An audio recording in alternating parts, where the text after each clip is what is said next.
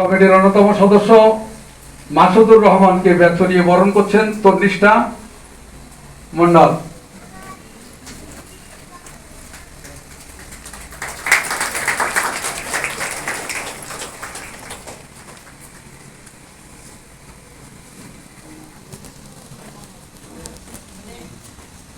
এরপর আমাদের কমিটির অন্যতম সদস্য তনুশ্রী হালদারকে ব্যাগ ধরিয়ে বরণ করছেন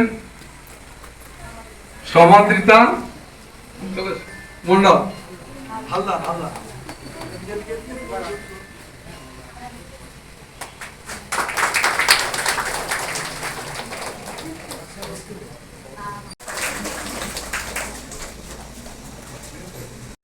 আমাদের বসুন্ধরা তাহার মাঝে আছে দেশ এক সকল দেশের সেরা ও সে স্বপ্ন দিয়ে তৈরি সে দেশ স্মৃতি দিয়ে ঘেরা এমন দেশ পুষ্পে পুষ্পে ভরা সাথী কুঞ্জে কুঞ্জে সুধরা মাঝে শান্তির বাড়ি শুষ্ক হৃদয়ে আছে দাঁড়ায় মুখে নুর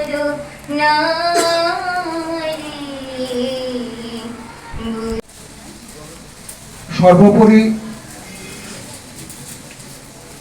2025-এ যে সকল বিদ্যালয় থেকে উচ্চ নাম্বার পেয়ে আজকের আমাদের এই অনুষ্ঠান মঞ্চে উপস্থিত ছাত্র ছাত্রীবৃন্দকে এবং সেই সঙ্গে অভিভাবক অভিভাবিকাবৃন্দ প্রত্যেককে আমার যথাযোগ্য সম্মান প্রণাম ভালোবাসা জানাই। প্রতি বৎসরের ন্যায় এবছর যে বিগত যে বৃত্তি পরীক্ষাটা হয়ে গেছে থেকে এই প্রাথমিক বৃত্তি পরীক্ষা শুরু হয়েছিল 20,000 ছাত্রছাত্রী দিয়ে।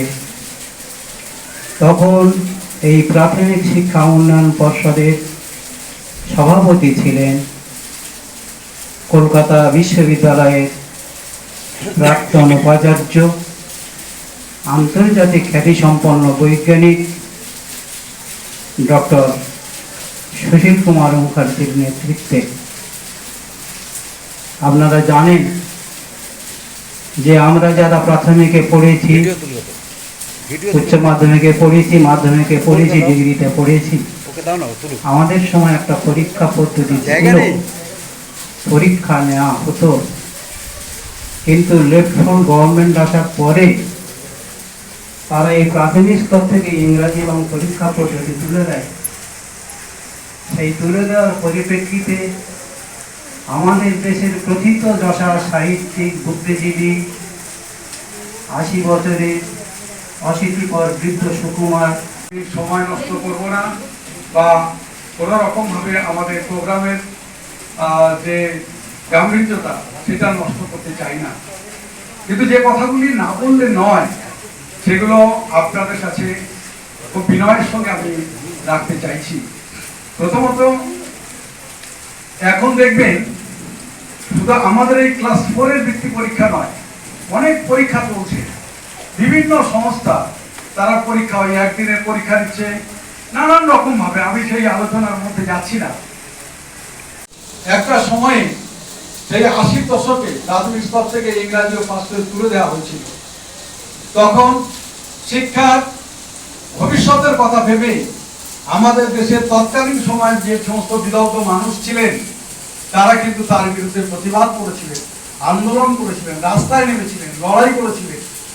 একদম শিক্ষার সর্বোচ্চ মহল থেকে শুরু করে একদম গ্রাসরুট লেভেল অভিভাবক অভিভাবিকা পর্যন্ত তারা আন্দোলন করেছিলেন।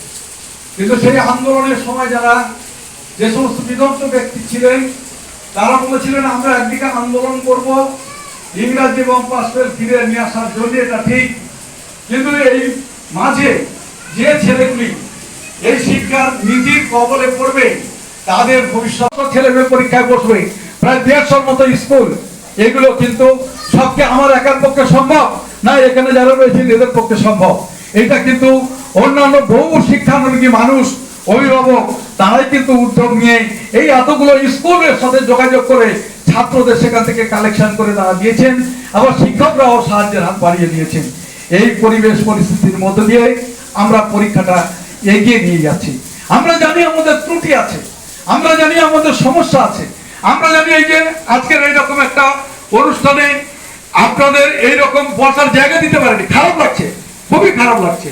দাঁড়িয়ে আছেন দীর্ঘক্ষণ ধরে, তার জন্য মার্জনা চেয়ে দিচ্ছি, কিন্তু কিছু করার নেই, আমরা নিরুপায়। আমরা আমাদের দিক থেকে হার্ড অ্যান্ড সোল চেষ্টা করছি, সেই চেষ্টার ক্ষেত্রে খামতি আছে, কিন্তু আমরা থেমে যাইনি। এই জন্য আপনাদেরকে বলবো, আমরা এই যে পরীক্ষাটা করছি এটা একটা বিষয় আপনাদের জানা দরকার। তার কথা বলার, তাই আমি খুব সময় নেব না, 2-4 মিনিট যে বক্তব্য রাখা দরকার সেটা একটু বলছি। প্রথমত আপনারা এসেছেন বহু অভিভাবক অভিভাবিকা, উদ্দেশ্য হলো একটি, যে আমার ছেলেমেয়েরা কতটা সম্মানিত হলো, কতটা শিক্ষায় উন্নতি হলো, সেই জন্যই আপনারা এসেছেন। তো আমি প্রথমে বলি, শিক্ষক হিসেবে বলি, যে আপনারা আপনাদের নিজের ছেলে মেয়েদের আগে সংগঠন করুন, অর্থাৎ বাড়িতে তাকে সুশিক্ষা দেওয়ার ব্যবস্থা করুন। সারাক্ষণ থাকে মায়ের কাছে, মাই তার প্রধান শিক্ষক। আপনি এমন শিক্ষা দেবেন যা চিরদিনই তার মনে থাকবে। একটা কথা বলি, আজকে কাগজে, রেডিওয়, বিভিন্ন জায়গায় শোনা যাচ্ছে ছেলেমেয়েরা বাবা মাকে দেখে না, বাবা মাকে ভাত দেয় না। এ কথাগুলো বোধহয় আপনারা অনেকেই জানেন। এর মূল কারণ হচ্ছে আমরা নিজেরাই। আমরা কি সত্যিকারের